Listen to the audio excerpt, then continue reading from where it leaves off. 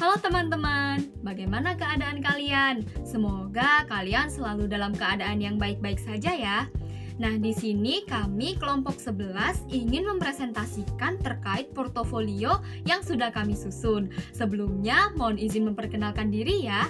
Yang pertama ada saya sendiri, Fani Kusdianti. Kemudian nantinya ada teman saya yaitu Mita Ayu, Nadia Naradila, Nazar Arofbi, dan Silvi Kotrunada. Nah, tapi sebelum kita melangkah lebih jauh nih, saya ingin tanya, kira-kira teman-teman tahu nggak sih apa itu AI? Kayaknya nggak mungkin lah ya kalau teman-teman itu belum tahu apa yang namanya AI. Jadi AI ini adalah singkatan dari Artificial Intelligence atau kecerdasan buatan. Nah, kecerdasan buatan ini ada banyak jenisnya dan juga ada banyak fungsinya ya teman-teman, yang mungkin teman-teman juga sering atau pernah mencoba kegunaan dari AI ini. Jadi, dalam menemukan masalah, di sini kami melakukan 4 tahap. Tahap yang pertama yaitu adalah tahap discover. Jadi, tahap discover ini adalah kami menemukan suatu permasalahan yang kerap kali terjadi di lingkungan pembelajaran. Kemudian di tahap define, kami mendefinisikan apa sih masalah tersebut dan apa sih urgensi dari masalah tersebut sehingga perlu diberikan solusi, seperti itu. Kemudian di tahap develop, ini kita mulai mengembangkan sesuatu dan sebelumnya kita sudah bertukar ide, bertukar pendapat tentang solusi yang akan kami kembangkan ini, dan kemudian solusi atau ide yang paling masuk akal dan paling memungkinkan untuk diterapkan itu kami terapkan menjadi suatu prototype. Kemudian di tahap deliver ini kami sudah mulai merancang prototipenya dan kami presentasikan di hadapan teman-teman seperti ini. Nah, dari keempat tahap tersebut ditemukan general problem statement-nya adalah bagaimana mengintegrasikan teknologi AI dalam proses belajar mengajar secara efektif dan etikal. Baiklah, di sini saya akan menjelaskan mengenai target dan tujuannya. Untuk target yang kita tuju adalah mahasiswa. Kenapa memilih mahasiswa? Karena mahasiswa ini adalah pengguna langsung dari teknologi dalam proses pendidikan sebagai generasi yang menjalani masa pembelajaran formal di tingkat perguruan tinggi. Kemudian mahasiswa ini juga berinteraksi dengan berbagai metode dan alat belajar termasuk teknologi berbasis AI, dan juga mahasiswa ini kerap kali menggunakan AI sebagai alat bantu untuk menyelesaikan tugasnya ataupun melakukan penelitian lainnya. Kemudian untuk apa? Yakni memastikan bahwa mereka dapat memanfaatkan AI secara efektif dan etis sebagai alat bantu dalam pembelajaran tanpa mengorbankan kemampuan berpikir kritis, analitis, dan mendalam merupakan inti dari penelitian akademik. Dengan membekali mahasiswa dasar-dasar kepenulisan akademik seperti tata bahasa, struktur penulisan, dan metode penelitian yang benar, mereka akan lebih siap menghasilkan karya ilmiah yang autentik dan bermakna serta mampu memahami proses penelitian secara utuh. Kemudian dari alternatif solusi sendiri, yakni ada 2. Yang pertama yakni membekali mahasiswa mengenai pengetahuan dasar tentang bagaimana menyusun artikel menggunakan EYD yang benar atau ejaan yang benar, kemudian metode dalam menulis setiap bagian pada suatu artikel.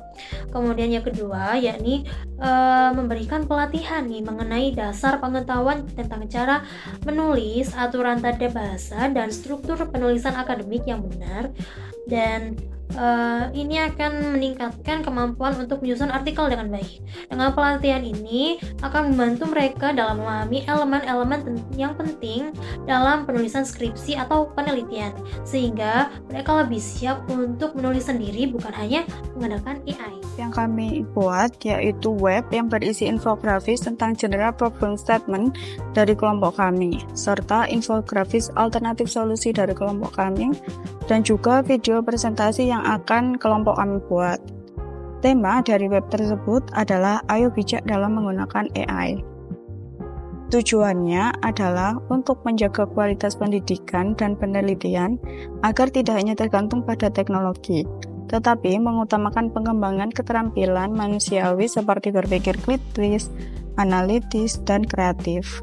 Dengan cara memahami pemanfaatan AI secara etis, mahasiswa dapat menghindari penyalahgunaan teknologi yang dapat merusak integritas akademik dan moral.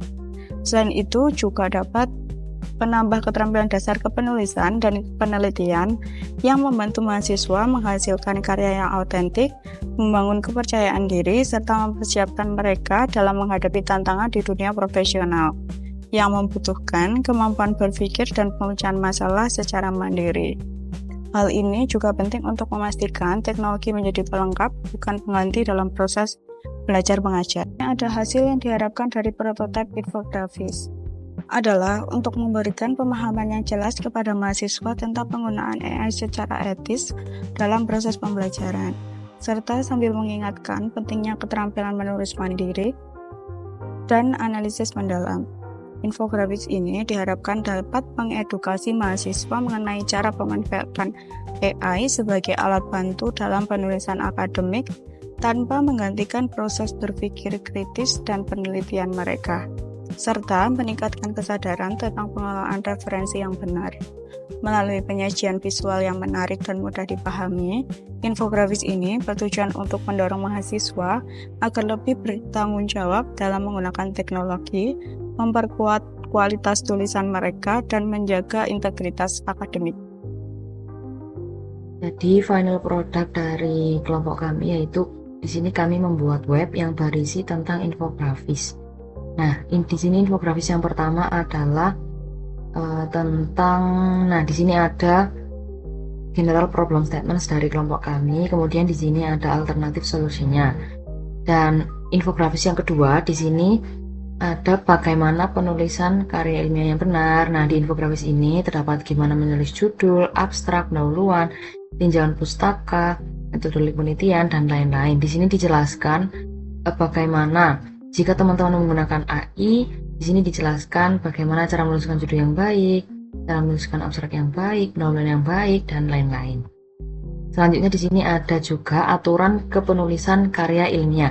Nah, yang tadi kan disebutkannya ini cara menulis judul, abstrak, pendahuluan, dan lain-lain yang baik. Kemudian di sini seperti bahasa dan gaya penulisan. Nah, di sini disebutkan gimana bahasa dan gaya penulisan dalam menulis karya ilmiah. Di sini juga ada struktur penulisan, di sini juga ada citasi dan referensi, ada penyajian data dan hasil, kemudian ada plagiarisme, dan di sini ada penyuntingan. Nah, di sini dijelaskan bahwa beberapa ada aturan untuk menulis karya ilmiah.